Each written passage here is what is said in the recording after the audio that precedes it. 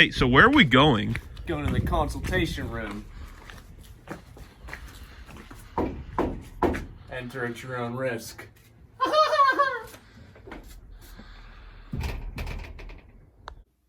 What is going on, ladies and gentlemen? Welcome back to another edition of the Consultation Room. Best father-son duo in the game. Chopping it up, talking MMA, as always today. Consultation Room, episode number deuce. Fwam! How are we doing today, I'm Father? doing good, thanks. I'm doing good. We were just out earlier celebrating Jaiman's great accomplishment. He got sworn into the Air Force. Yes, sir. Went and had some hibachi. Dropped some major heat when I got home. Maybe lost a pound or two, gained a pound or three. I'm ready. All right. All right. You're going to learn today. So, since we last talked, lots of stuff's been going on, a lot of big fights, but I think one of the biggest things that's been captivating MMA fans throughout the year has been the status of lightweight champion Khabib Nurmagomedov and the Is that how you say that? Nurmagomedov. Is it for sure? It's sure. like you want a J check. You like when you look at it, you're like, that's not how you say that. But sure as heck, everybody says it that way. You never feel comfortable saying it, but when he said no Habib. I could say Habib. Yeah. I could say Habib. Yeah, I could figure that out. I'm cool with that now. Never get rid of it. Everybody still says Khabib, I think, anyway. Yeah, But Habib. It's Habib, people. It's Habib. Respect. Never get rid of it. Send me location. I fight. I smash your boy. Anyway, Irish flag. Irish flag. Hey. You got knocked the heck out.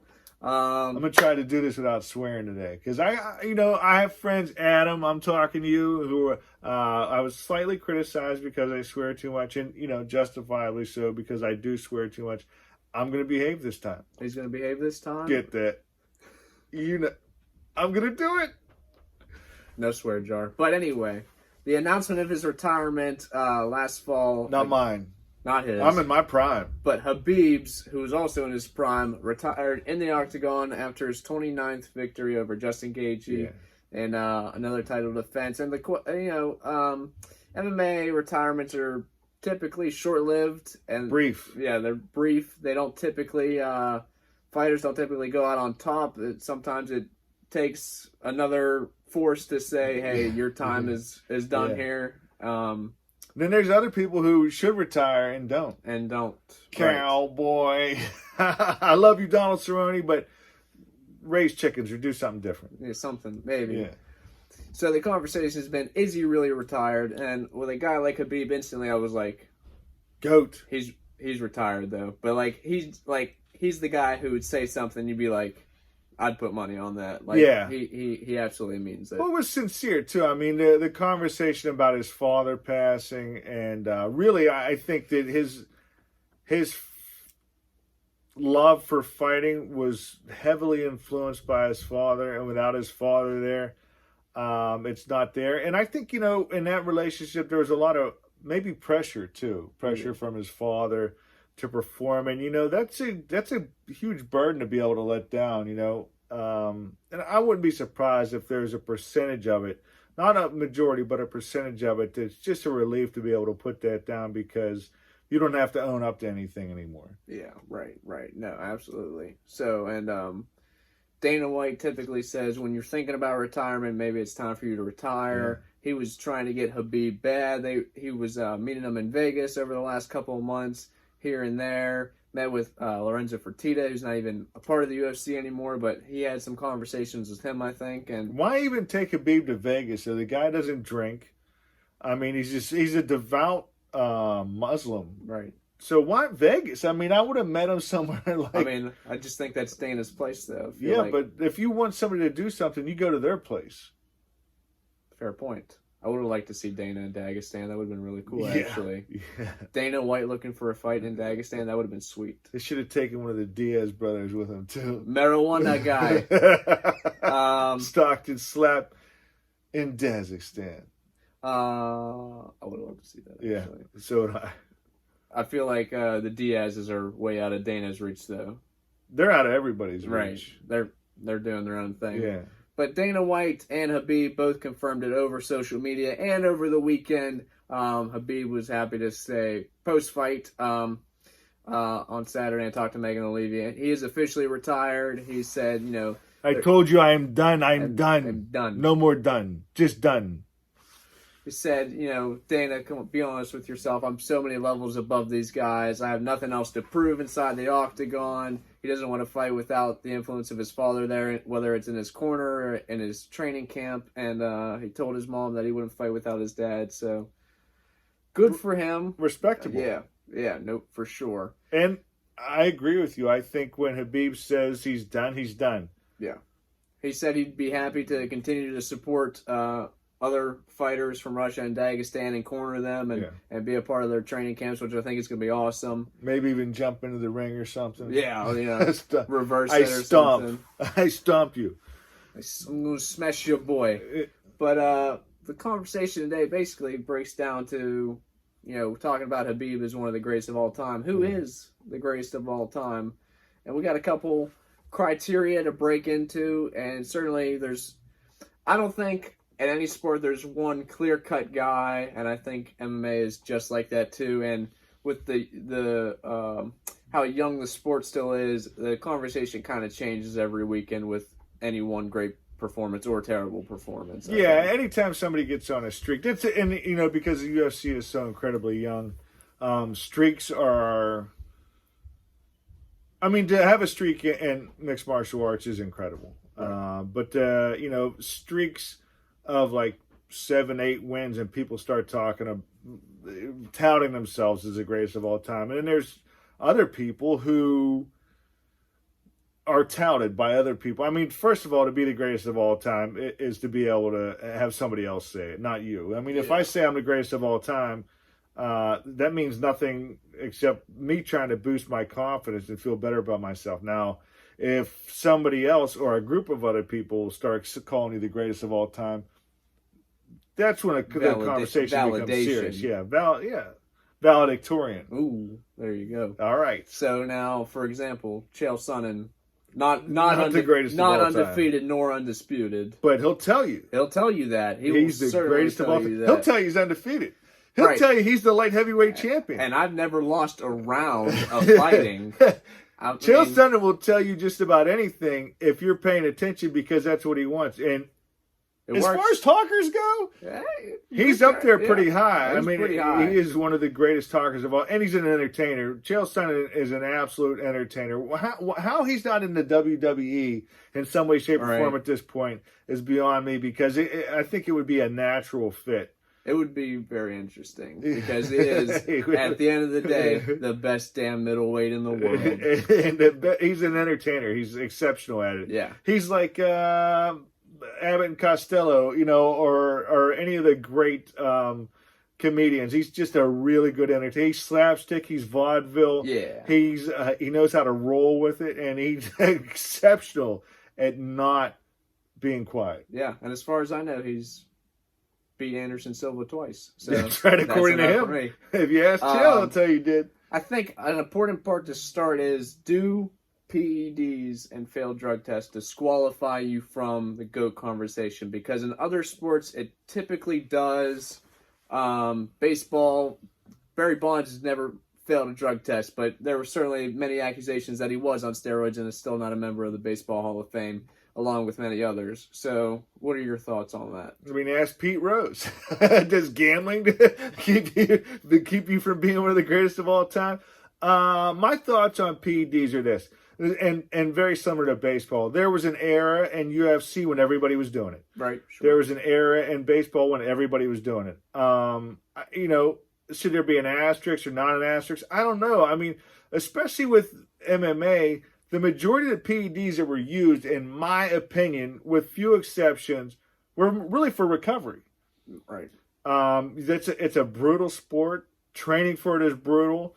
And you get hurt constantly when in training. And a lot of, quote unquote PEDs were used to recover in time for a fight. So,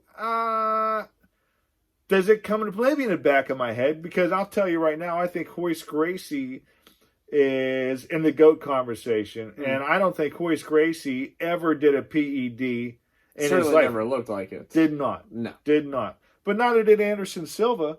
who did fail for which is twice, right? Twice. Yeah, definitely more than once. Certainly did not look like a PED user. But again, there's a guy who really trained hard and probably used PEDs to recover so that he could be a fighter. Now, Vitor Belfort, PEDs. Oh, man. Chael Sonnen, PEDs. I mean, those were guys that looked like they were on PEDs.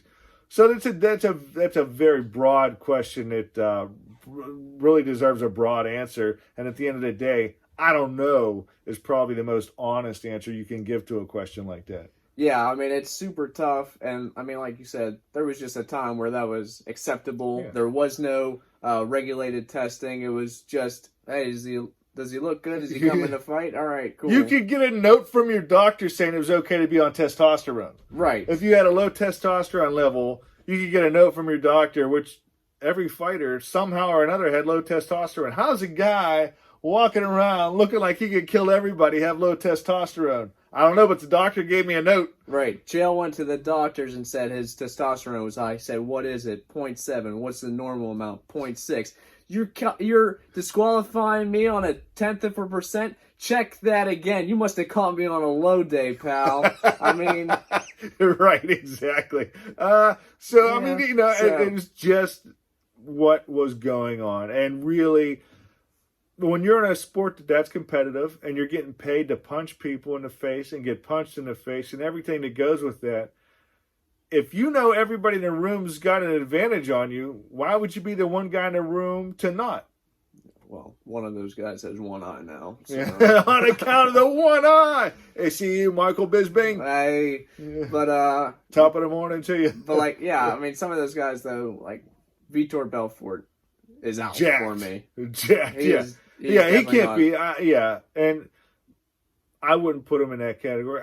I don't know if he ever failed or not, but I would really be curious to know if a guy like Randy Couture ever did PEDs, because he was an incredibly fit guy for being older than most of the other fighters. Older.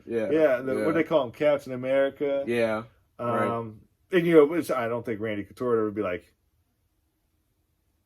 yeah, I did it. Or maybe he didn't. Maybe what he did was an example of incredibly hard work. And, there's guys that like you said, that didn't. There were guys in the room that didn't. I would just think that, that's got to be a very difficult decision based off the fact you get paid to get punched in the face. Yeah, absolutely. And I want to punch as hard as the other guy does. Is it right? Doesn't make it right. I mean, we're all sinners. We all fall short. That doesn't mean you get in the sin line. Sometimes you got to take the high road. Right. Sometimes you got to get your eye taken away. But, did I swear yet? No. I don't think I did. Get the heck out of here. All right, so we'll stop harping on people because, although I will include a picture of Vitor Belfort because I love the before and after is hilarious. Yeah. But we'll especially the after. Oh, you're like, that's Vitor Belfort? That's the guy that Vitor Belfort crapped out. Yeah, but PEDs didn't keep Vitor Belfort from getting front kicked by Anderson Silva and knocked out. That's true. Maybe that was Anderson Silva on PEDs. Who knows? Just his right foot. Just that one foot. So we'll get into some of the more fun stuff. So, in your opinion, if you had to pick one guy, best striker in MMA history, just a guy who could, whether it's going forward and just has a granite chin and can knock you out, or is someone that's so elusive that you just never see that finishing move coming. In his day. Not in the GOAT conversation, though, but in his day, Chuck Liddell just would knock people out with a jab.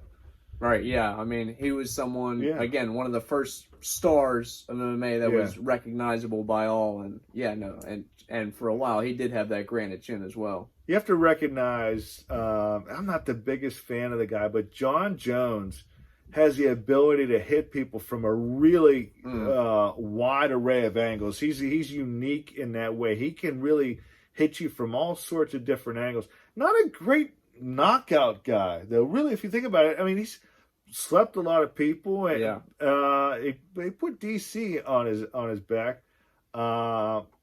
But really just the ability to strike from really lots of places. Yeah, I mean, he's the only guy I've ever seen use his elbow as a jab. Yeah. I mean, incredible. Perfect example. That spinning elbow against Alexander Gustafsson, still one of the hardest things I've ever personally watched. I mean, that's insane. Yeah. Just Gustafsson just kept going though, man. Oh, that was one of the greatest fights of all time. Yeah. Honestly. McGregor, also to me, not in the GOAT conversation, although I'm sure he would beg to differ, really had like lights out. Like, if I touch you with this right hand, very scary. You're going to sleep. Yeah. And it, that's really, really, GSP was a phenomenal jabber. He utilized the jab like very few mixed martial artists I've ever seen have. So he does belong in the GOAT category, but his jab was incredible. He would utilize that like a boxer, like a trained boxer, and really keep people at bay. What about you? Who are your guys? I mean, best striker ever. I mean, is he in the GOAT conversation for me at this point in time? No, but Anderson Silva has created some of the most lights out highlights I've ever seen. And you said earlier that front kick to Vitor Belfort's face. Joe Rogan. Oh my God, he kicked him in the face. He kicked him in the face. In the face. I mean, incredible. And it's like at his height, at the height of his powers, everyone was scared to fight him, and there was just nothing they could do. They knew what was going to happen and still couldn't stop it. And another person who unique angles could hit you from really unique angles. Absolutely. And Anderson Silva is absolutely in that GOAT category. Absolutely. Yeah, no, absolute great striker. I think if I had to pick another guy, I like John Jones. That was a sleeper pick, I think, because I mean, I don't think he's a knockout artist, but he does just know how to put his hands on people.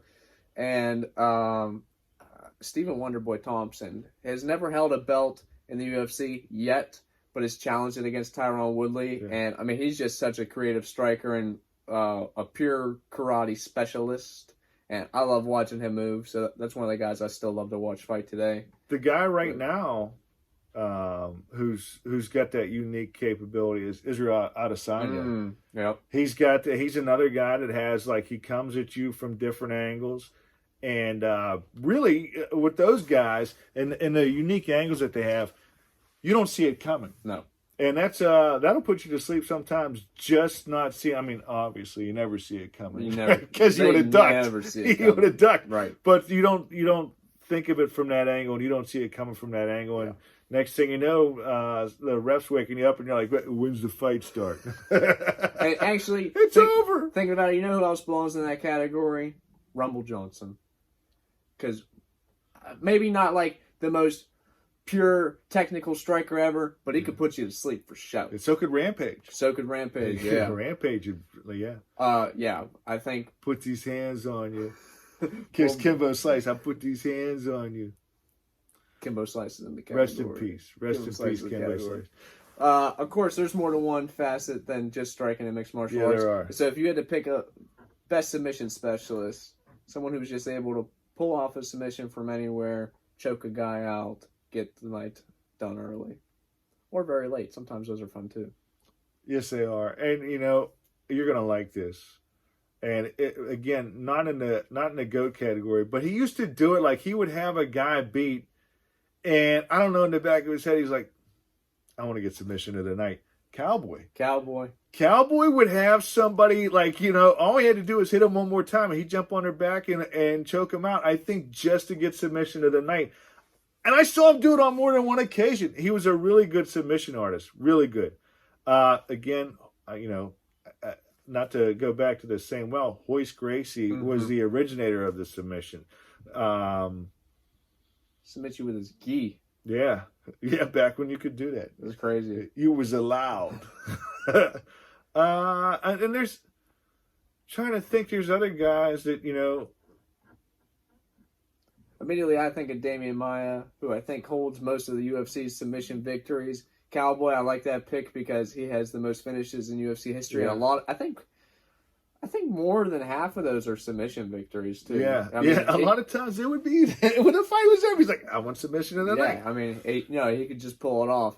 And then there's other guys. Anderson Silva when Yep. he submitted Chael Sonnen. Oh my gosh! After losing 4.5 rounds to him, to me, is one of the greatest submissions of all time because Chael Sonnen, for a split second, got a little cocky and a little sloppy, and the next thing you know, it was over. And he had dominated that fight. Absolutely. I want that like blown up on like a big canvas print or something. Yeah. Him getting submitted from the bottom, Anderson's. I mean, that was incredible. The night the lights went out in Georgia. Oh, he gone. He gone. He gone. Yeah.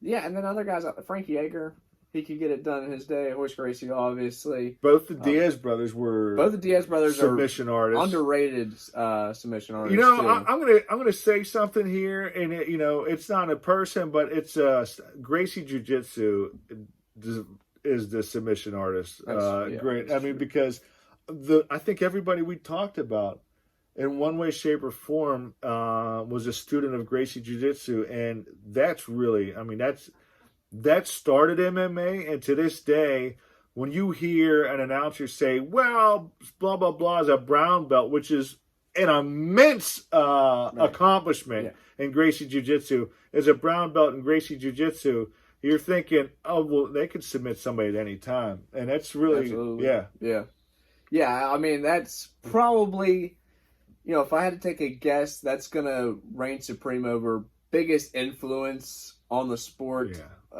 for a while. I don't see that being surpassed at all. Originator of the sport. Yeah, absolutely. Yeah. All those are great. Yeah. You've seen a lot more fights than I have. And I think up there, too, is Muay Thai. I don't know what it is about Muay Thai. If it's the clinch, I know that it is. It's the Muay Thai clinch.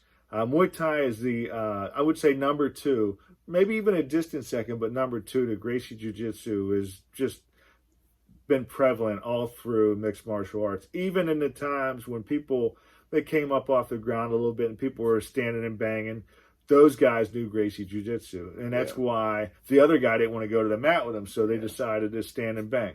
Yeah, I mean, going back to John Jones, Muay Thai is the art of 8 limbs. And, I mean, he knows how to use every single one of them. Yeah. And Cowboy, best Muay Thai fighter in the UFC probably ever. An exceptional fighter with a phenomenal ground game. We could talk about this another time. Cowboy's biggest problem is that he liked to get punched in the face a couple times before he decided to fight. I've seen so many fights of his. He'll get dropped, bounce back up, and you just see the look in his face like, oh yeah, I'm in a fight. Now I want to kick this guy's ass. It's all psychological. That's one. That's one. I give you one, but I take the rest. So you've seen a lot more fights than I have. To this point, I will surpass you one day, maybe. But well, not if we keep watching them together. That's true. But sitting down on the couch or somewhere else watching it live, what is the best performance you have personally ever seen from a fighter? The best fight I ever saw live was John Jones Gustafsson 1. That was the best fight I ever saw as it was going on. And by, I'd say, the middle of the third round, you knew you're watching one of the greatest fights of all time. And it didn't matter who won at that point. Those two were at a war, and it was absolutely incredible. And I don't know if John Jones will tell you that he underestimated him, or it doesn't matter to me because cocaine's a hell of a drug, man. It doesn't matter because he hit Gustafsson with everything but the kitchen sink, and that dude just kept on coming and kept on coming. And in my humble opinion, I think he won that fight. I think Gustafsson won that fight. It's close. I also think for the money, and I saw it also, the second McGregor-Diaz fight was an absolute classic fight. And again, I went against the judges. I thought Diaz won that fight. We've watched that together and agreed on that. I had to rewatch that, and I would agree with that. I think McGregor had the luck of the Irish, and the UFC really wanted McGregor to win that fight, in my opinion. I'm not saying Dana or anybody else did something wrong. I'm just saying that Dana and somebody else did something wrong. So you're going with those? those are the two that stick out to me most, with the exception of, and I said this in the last podcast, the first two UFCs there ever were, I'll never forget. I was at my buddy's house. We sat down, and he put that tape in, and I was blown away by the entire thing. That stands out in my mind, just being like, they're allowed to do that? That guy's teeth just they're gone. But that was just the experience. Now those two fights stand out like that. I know I didn't see it live. I didn't see it live. All right. I'll allow it. But what's that Robbie Lawler fight when that dude's face is Rory like, McDonald? Oh, that was a war. That was a war. And that went back and forth until Rory McDonald just got like tapped one time, and his nose was inside of his face, and he couldn't. He already wasn't a very good looking guy. No, but he was not. I mean, that was brutal. But that was an out and out war. Robbie Lawler. They just. I go on too long. What about you?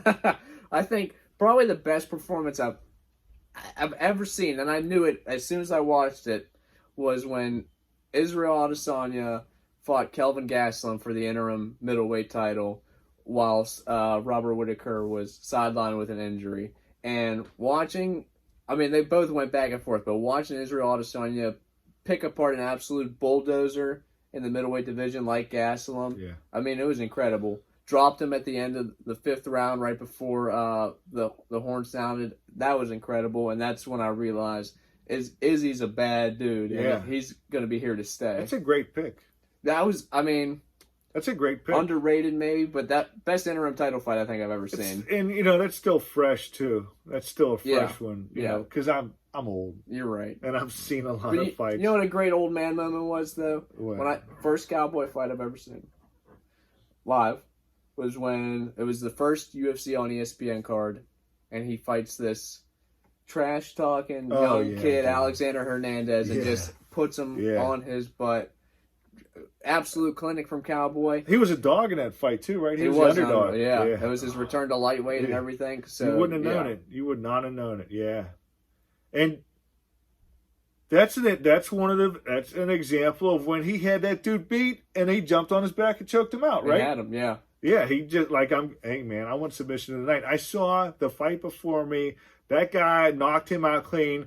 I don't know if I can knock him out clean, but I could get submission of the night. Hey, I'll jump on his back. Yeah, and then if I had to pick one that I hadn't seen live and was just absolutely amazing, Robert Whittaker fighting against Yoel Romero the first time, because I think it was a minute into like the first round, Yoel Romero basically broke Whittaker's leg, and he fought on for 4 more rounds and got the unanimous decision victory. Great pick. Yeah, because at that early in the fight, you're thinking Romero's got this. This is Romero's fight. And it was noticeable to guys like Joe Rogan and people in the booth. It was like, oh, is there something going on with his leg? Oh, there's something going on with his knee or something. Yeah. And on account of it being broken. That was incredible. So that'd be my pick. Yeah. And the some of those wars those guys have, like Gustafsson,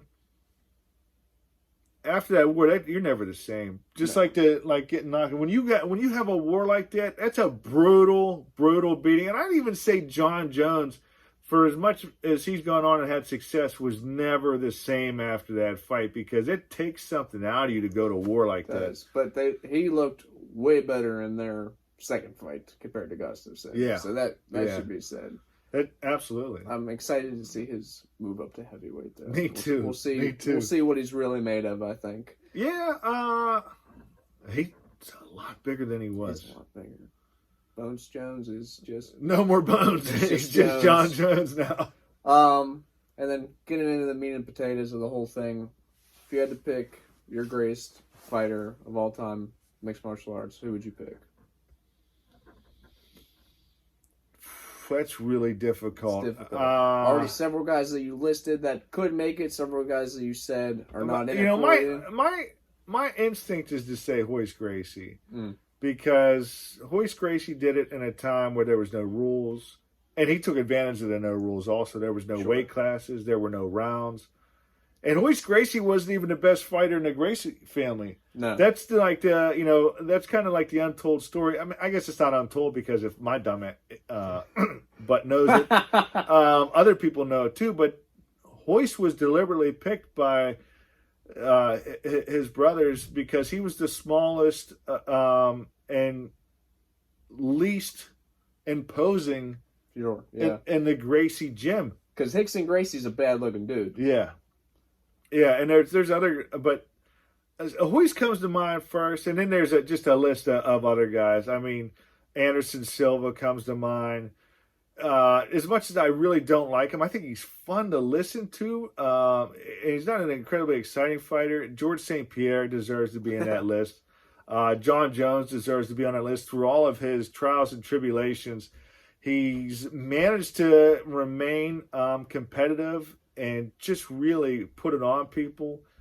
But no, my first pick, and it will always be Hoist Gracie. I mean, it's a tough conversation. It's like, who's the best football player of all time? Who's the best I mean, Jack Lambert.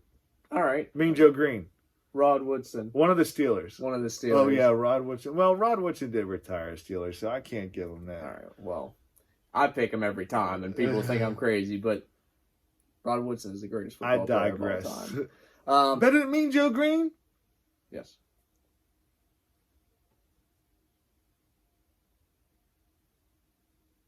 Better than everyone. I love you. I love you. And I'm not going to... Rod Woodson was an incredible football player. Absolutely. One of the best to ever wear the Steeler uniform. Absolutely. But the point being, it is completely subjective. Yeah. There's no really it's not right the or really wrong good answer. Hall of Fame. Right. Gary Anderson's the greatest Steeler to ever play the game. Right. But it's tough to pick. Maybe there's some recency bias, but I do have to go with Khabib Nurmagomedov on account of a stat that I just saw the other day. 29-0, 13-0 in the UFC. The entire time he was in the UFC, he lost 2 rounds. Yeah. I mean, and I think in the same fight. I can't remember it because he was never really. He's one of those guys. He was never really on the ropes. It was never a tough fight for him. I think he lost a round against Michael Johnson, maybe, and for sure against Conor McGregor, which I disagree with completely because he dominated that entire fight. Yeah, he right. came out and said that he was going to smash our boy, and he smashed our boy. Smash your boy. And then watching the last performance, this could easily have made my best performance list too. Watching him fight against Justin Gaethje, I mean, absolutely flawless victory. Had like 20-something strikes in the first round, was willing to stand and bang with him. And then when it came time to submit him, he gave up top position and actually allowed Gaethje to take top position and submitted him from the bottom with an arm triangle, which I thought was incredible. Yeah, man. Yeah. I mean, 29-0. 13-0 in the UFC, lightweight champion. That's good enough for me. Of course, John Jones is in the conversation. Demetrius Johnson is in the conversation. Yeah, you know what? That's a great point because people, myself included, tend to sleep on the little guys. But yeah. I've seen that dude put somebody in a flying armbar. Right, I mean... Flying armbar! How do you... You know who else did that? Rose Namajunas. But who does that? Who puts somebody in a flying armbar? That's like some ninja type stuff. Yeah, he's Mighty Mouse. Mighty Mouse, and I tell you, he's so good. There was another guy, John Dobbs. John Dobbs was on the tough challenge, and he put people to sleep. For a little guy, he had hands of stone. And there's somebody else who has hands of stone. John Dobson would just sleep people. And Mighty Mouse whooped on him twice. Correct, yeah. Yeah, and I mean, the knock against him is, there's not that much competition in the lighter weight classes. If you're fighting in the UFC, you probably belong in the UFC. And there was a lot of competition. He just cleaned the entire... he only defended his title 11 times. Yeah, only. I believe that's a record. 11? 11 consecutive times, I think, John Jones. Real champions make it to 12. Can I get out of here? I mean, that's incredible. 11 times. Yeah. To defend your title once is incredible. Right. And the only thing that really derailed his career is that Dana White didn't really like him that much. Yeah, he didn't like the little guys. And now he's fighting He's in making Asia. more room for girls. Right, yeah, well... That's the honest truth. He was making more room for women. That is the honest truth. And now he's fighting in Asia, and I think he has another title in another weight class. So, well, God bless him. I hope he does great. I love Mighty Mouse. Yeah. You can't not love him. Seattle native. That little thing you're doing. He was always smiling. Really, just really an incredible fighter. Yeah, like that dude. Liked a lot of these dudes. I like this dude. Pretty decent. Paid for my meal today. Yeah, that was right. sweet. That's right. It's So, not the first meal I ever paid for. No, Might be the last though. I don't like it. I don't like it. But ladies and gentlemen, this has been another edition of the Consultation Room. Best father-son duo in the game. Thank you for joining me once again. Goat Talk. Pleasure to be here. Always a pleasure. It is our room, so doesn't get more comfortable than that. There's that. But another edition of the Consultation Room. We are now signing out. Peace. Hey, and remember, your mother loves you. Yes. Thanks for watching. We out.